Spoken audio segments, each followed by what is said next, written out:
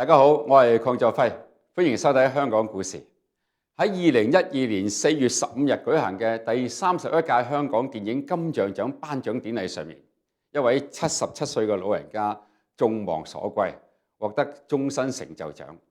當導演徐克將呢個獎杯頒俾佢嘅時候，現場掌聲雷動，全體起立致敬。呢一位獲獎者就係我哋今日故事嘅主人翁倪匡。300幾個電影劇本喺手嘅倪匡，其實遠不止一個編劇咁簡單。用佢嘅好友，同樣係香港4大才子之一嘅蔡瀾嘅說話：倪匡不是人，是外星人。佢下筆如有神助，每小時可以寫4、5千字。曾經同時為12家報紙寫連載，作品範圍極廣，包括武俠、科幻、奇情、偵探、神怪、推理、文藝等各種嘅類型。武俠小說以陸子琴魔為代表，亦都曾經喺金庸出國嘅期間代寫《天龍八部》連載。倪匡亦都相當之有趣，常逗得老友哈哈大笑，亦都從不否認對美女嘅偏愛。咁樣一位妙趣橫生又才華橫溢嘅性情中人，喺內地嘅名氣卻遠不及佢喺香港嘅聲望，甚至大部分嘅小說到今日喺內地仍然係被禁。而心直口快嘅倪匡亦都從不掩飾佢自己對故土嘅排斥。呢個中間嘅是非曲直，究竟深藏住一段點樣剪不斷嘅故事？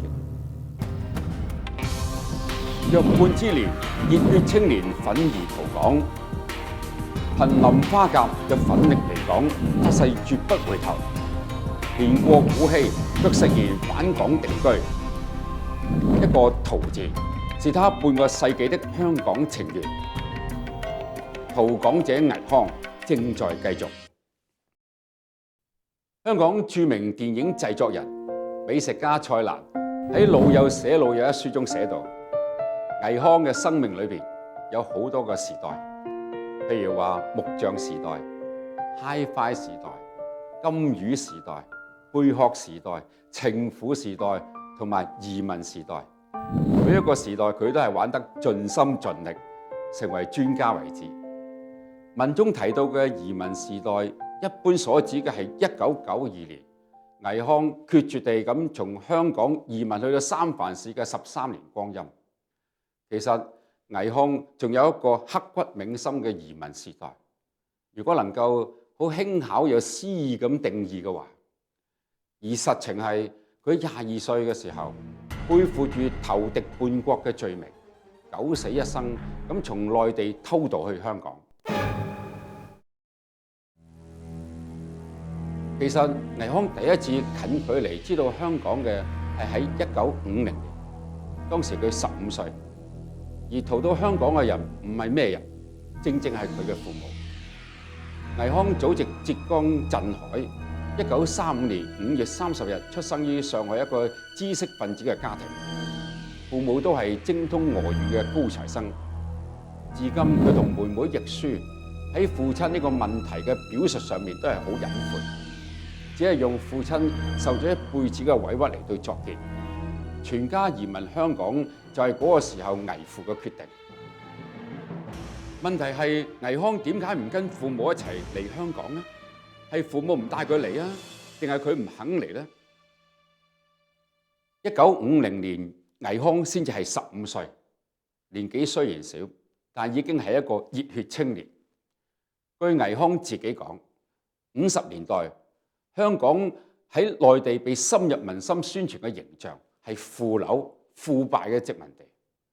嗰個時候佢連想都冇想到要去呢一種地方，但係恐怕連佢自己都冇諗到，幾年之後自己鬼使神差咁踏上咗一個更為曲折離奇嘅逃港之路。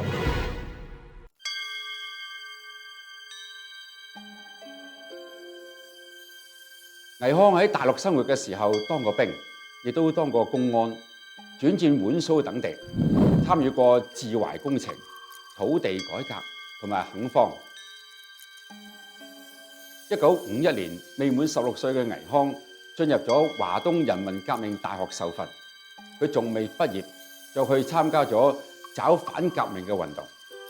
不過當時佢只係跟頭跟尾，冇乜實際嘅工作。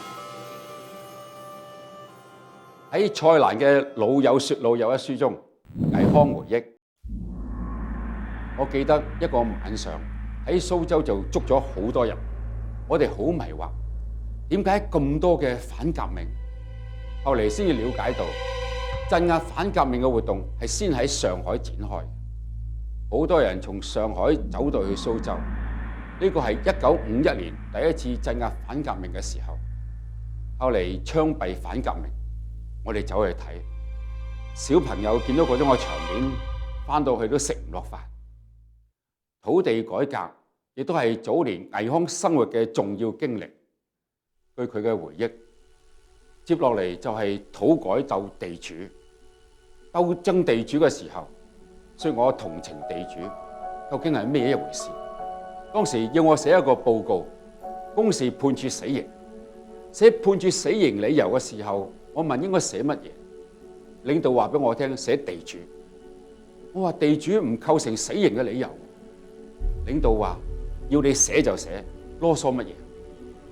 後嚟倪匡寫嘅第一部關於衛斯理嘅小說，就將呢一段經歷寫咗入去，窺一斑而見全豹。應該話早年嘅經歷喺倪匡嘅心裏邊留下咗深深嘅烙印，為佢後嚟抱定自己嘅政治觀點埋下咗伏筆。佢嘅第一篇不足2萬字嘅小說就係一個印證。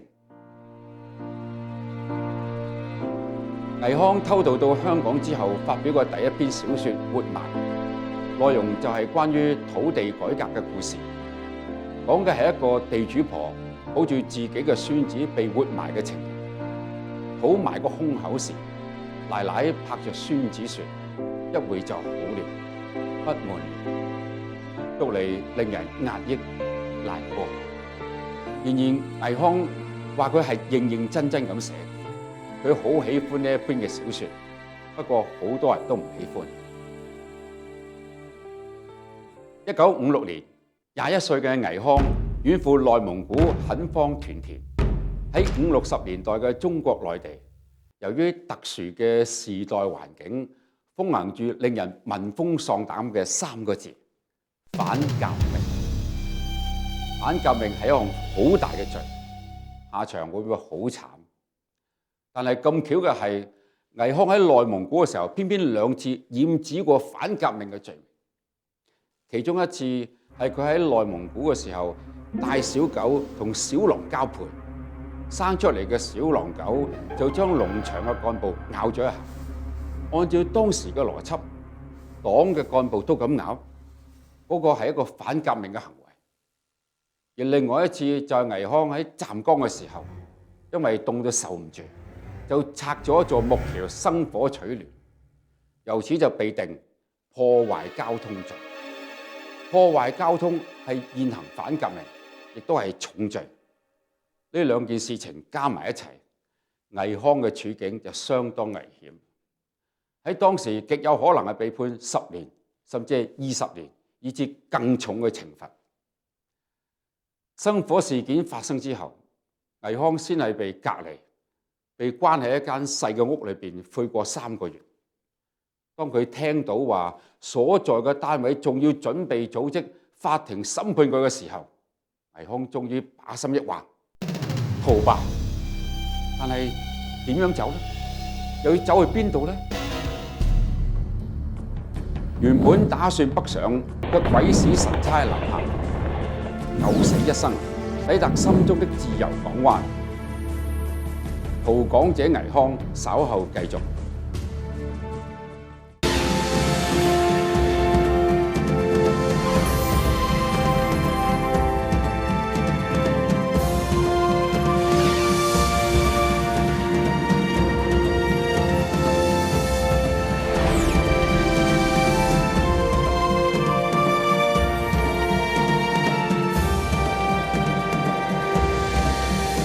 这里是香港卫视。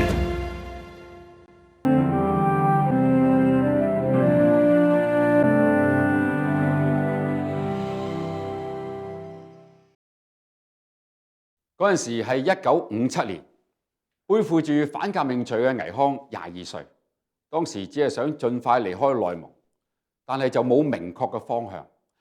一籌莫展之際，一個生命中嘅貴人啱啱出現，佢為倪匡偷嚟咗一匹馬，並且為倪匡指明咗逃亡嘅方向。呢一個人係一個蒙古人，同倪匡喺內蒙古嘅農場相識。佢建議倪匡騎馬一直朝北走，逃到去外蒙古，然後學會蒙古話，住上2、3年，最好就娶翻個外蒙古嘅老婆，冇人認得，咁就可以同劣跡往事洗脫關係。倪匡聽從咗佢嘅建議，騎住嗰匹連馬鞍都冇嘅瘦馬往北走，逃離農場之後，佢揾到一個地方，就將順帶偷出嚟嘅檔案放火燒咗。嗰份檔案厚厚咁一沓，詳細記錄住倪匡嘅經歷資訊，包括前2次嘅劣跡。燒完檔案之後，一場大雪突如其來，白茫茫一片，東南西北都冇辦法分得清楚。佢只好騎住馬亂走，走咗幾日幾夜，睇到一條火車鐵軌。佢沿住鐵軌到達咗一個火車站，原本以為要騎馬千里走單騎，但係就誤打誤撞到咗一個火車站。倪匡係唔係就可以直接坐火車去香港呢？事情當然就唔會咁簡單。火車站裏面有地圖，倪匡一睇火車係開往遼寧鞍山嘅，佢就想起哥哥倪奕芳嚟。倪奕芳喺鞍山嘅鋼鐵廠做工程師，仲被選過10大先進青年。而當時倪匡喺哥哥倪奕芳嗰度住咗1個多月，但係因為戶口報唔成，都仲係非走不可。倪匡喺鞍山嘅時候，打聽到可以坐船南下，先到大連，然後到達青島嘅時候唔好落船，匿埋嚟，等船開咗之後再走出嚟就得啦。於是倪匡離開鞍山繼續南下，但係呢一次嘅行程並唔順利，中間仲有一啲嘅意外。倪匡等人被船長捉住，不過船長冇將佢哋交俾公安，只係教訓咗佢哋一番，就喺上海放咗佢哋。上海係倪匡嘅出生地，亦都係佢少年生活嘅地方。然而嗰陣時喺上海已經冇家啦，除咗個哥哥同姐姐，父母同其他幾個兄弟姊妹都已經嚟咗香港。喺嗰陣時，倪匡喺上海可以依靠邊一個呢？可以依靠親戚朋友嗎？喺蔡瀾嘅《老友寫老友》一書裏邊，倪匡回憶到：逃到上海，我喺親戚家裏邊，大家都當我係瘟神，恨不得把我馬上趕出嚟。雖然親戚無法依靠，其實藏匿喺大上海亦都係不錯的選擇。可是倪匡決心已定，幾年前仲認為係負縷之地嘅香港先至係最終嘅目標。而啱啱係喺1957年，深港邊境爆發咗第一次嘅逃港潮。不過倪匡嘅逃港方式卻係與眾不同。上世紀50至80年代，中國內地發生過4次大型逃港潮，所在嘅年份分別係1957年、1962年、1972年、1979年。1957年，當時主政廣東嘅陶鑄同意放行寶安縣嘅民眾去香港打工，由此爆發咗第一次嘅逃港潮，史稱57大逃港。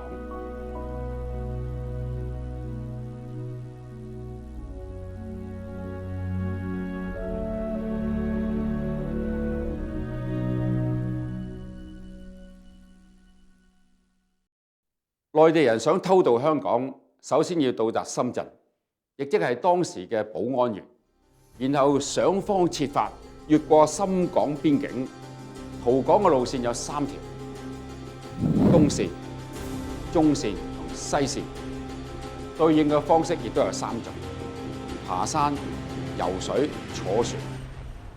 倪匡既冇走常見嘅東、中、西線，亦都冇爬山、游水。佢甚至唔知道自己喺咩時候到達香港。點解會越講越遠呢？其實倪匡係由一幫神秘人送到香港，代價係450蚊人民幣。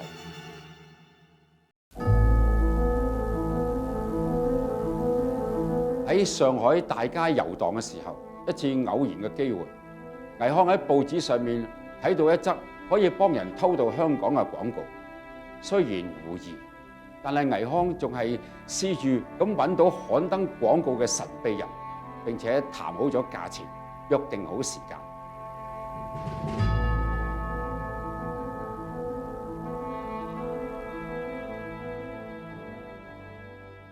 呢一種嘅偷渡廣告點解可以咁明目張膽咁登出嚟呢？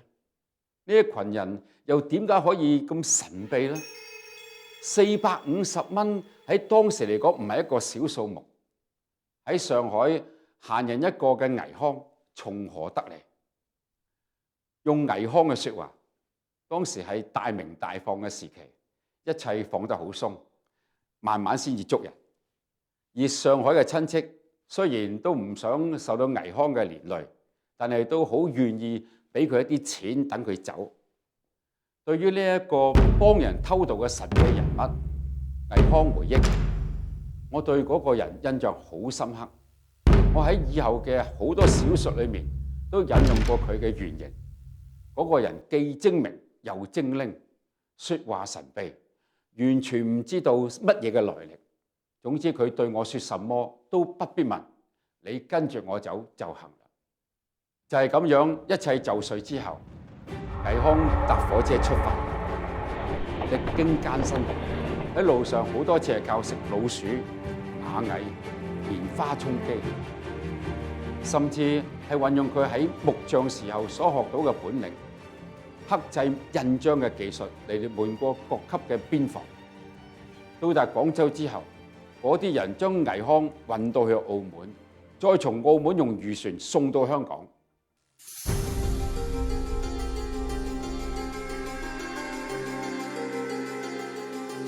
倪匡通過蛇頭嘅幫助，成功偷渡到咗香港。多年以後，依然記憶猶新。我到香港嘅第一晚，當時維多利亞公園剛剛建成，我就坐喺地上，攤喺地上，躺喺地上。人們喺你身邊走嚟走去，從來冇人問你做乜嘢。我覺得好自由，自由個空氣俾我感覺好強烈。然而，香港並非不勞而獲嘅天堂。倪匡剛剛到香港嘅時候好落魄，語言不通，又冇咩一技之長，只能夠出賣體力。白天喺荃灣一帶嘅工地做雜工賺錢，晚上就喺夜校進修。喺一次偶然嘅機會，倪匡利用閒置嘅時間寫咗篇小說，唔單止被報社採用，而且仲獲得咗不菲嘅稿酬。初嘗文章有價嘅果實，倪匡明白到賣文比賣力更加有大嘅回報，於是不斷咁到處投稿，居然發掘出從未被肯定過嘅寫作才能。日積月累，倪匡成為香港家喻戶曉嘅大作家，並且係少數通過寫作而致富嘅作家。然而就喺家庭事業都處喺順境嘅時候，時移世易，花甲之年嘅倪匡卻再行驚人之舉，離開香港。事業蒸蒸日上，拋開名利遠走三藩市。14年後，卻食言返港定居。從翩翩少年到耄耋老者，大半個世紀的時光跨度，他的思想經歷了怎樣的9個月轉變？逃港者倪匡，稍後繼續。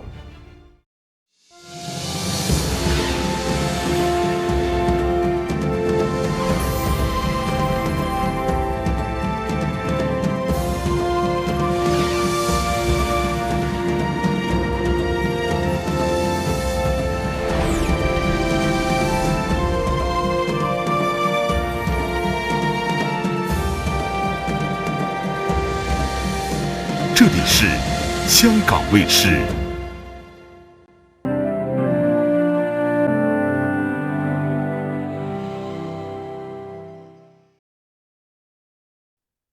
1992年1月19日，鄧小平南巡嘅專列抵達深圳火車站，開始咗佢南巡嘅第3站深圳站。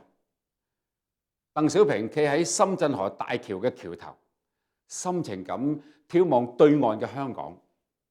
然而喺嗰個時候，喺深圳河對岸個倪匡卻做住移民美國嘅準備。1984年12月19日，中英聯合聲明嘅簽訂，標誌住香港回歸祖國正式進入倒數。然而，不少生活喺獅子山下嘅港人，卻開始憂慮香港嘅前途。部分人喺政權移交前夕，甚至患上政局不穩恐懼症，不惜賤賣香港資產，漂洋過海，遠赴異國他鄉。倪匡就係其中嘅著名人物。作為公眾人物，一向率性而為嘅倪匡喺媒體嘅面前，毫無忌諱咁表達出對97後嘅香港前途嘅擔憂。佢話：上海解放唔到1-2年，整個就變。佢認定香港未來嘅情形都係會咁樣，咁佢係受唔住，一個字逃，並表示餘生都唔會再返香港。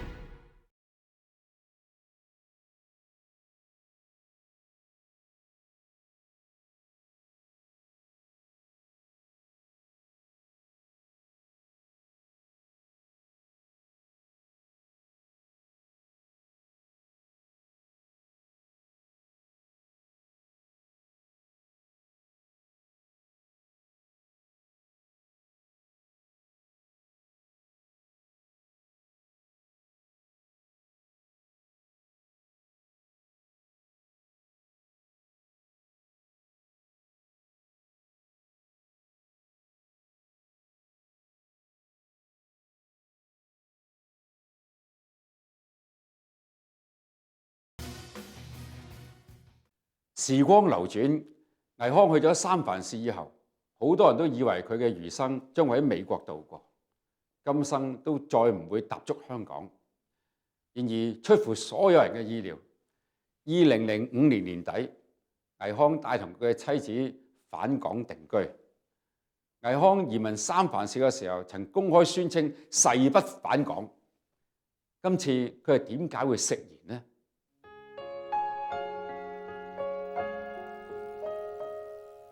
當初以為移民係一個絕不回頭嘅決定，但係隨住時日轉換，倪匡嘅想法亦都喺不知不覺之中轉變。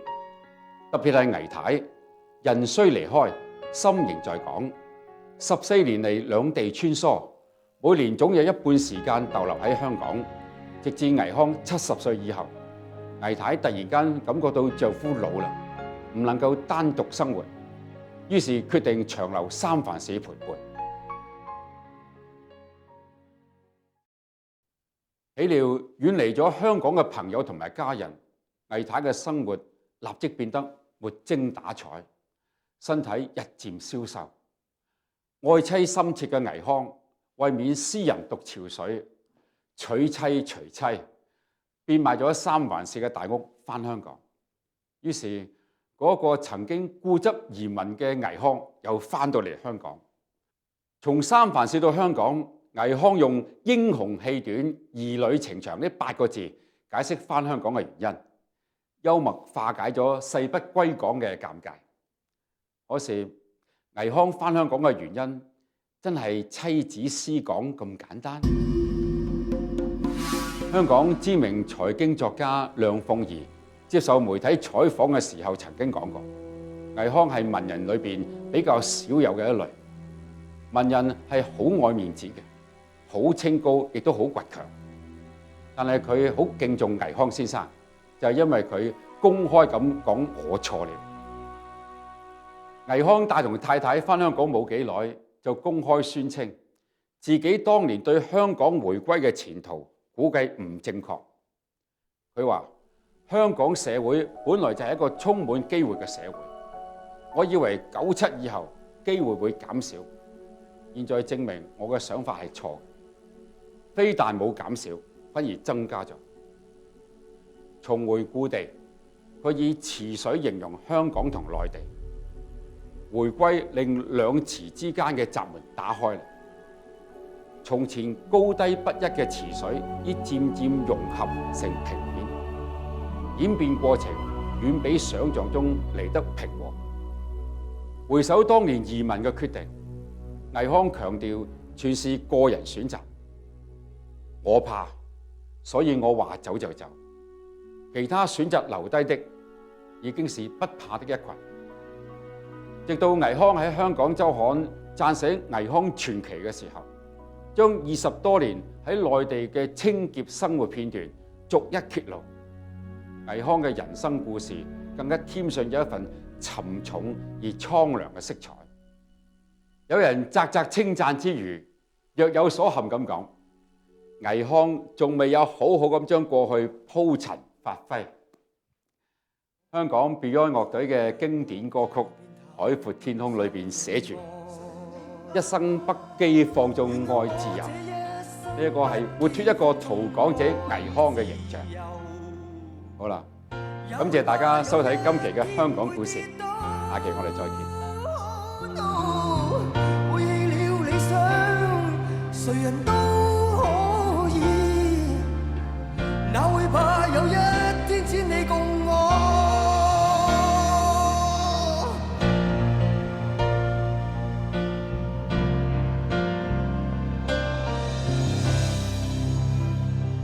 今天我寒夜裏看雪飄過，懷着冷卻